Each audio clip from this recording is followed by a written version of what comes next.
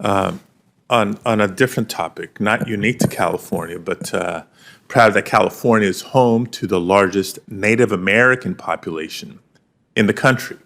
More than 1 in 10 Native Americans call California home, and California is home to 109 federally recognized tribes who have a nation-to-nation relationship with the United States of America. As a senator from California, I believe that respect for tribal sovereignty is paramount.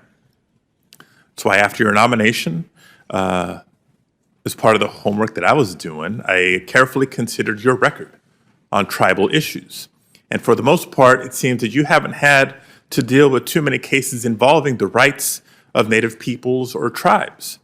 The cases you've had so far, such as McKinnock versus Jewell, ultimately dealt more with questions of administrative procedure rather than fundamental issues of Native and tribal rights.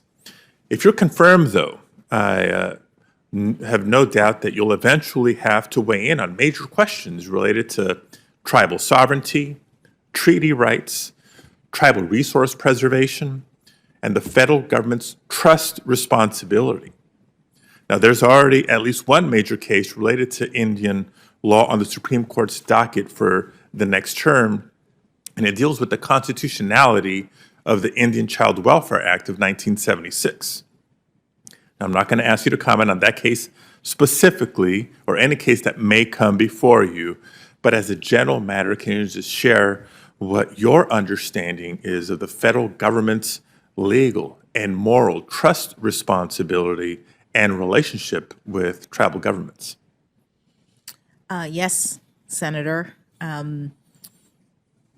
It is established in the law, the Supreme Court has established that there is a special trust relationship between Indian tribes and the federal government.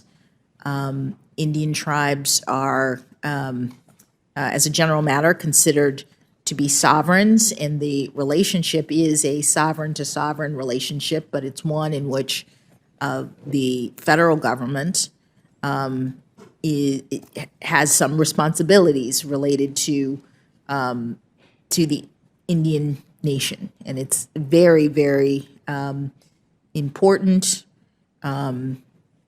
care and trust responsibility that the federal government has in terms of making sure that the tribes are recognized and cared for in the context of our system. All right.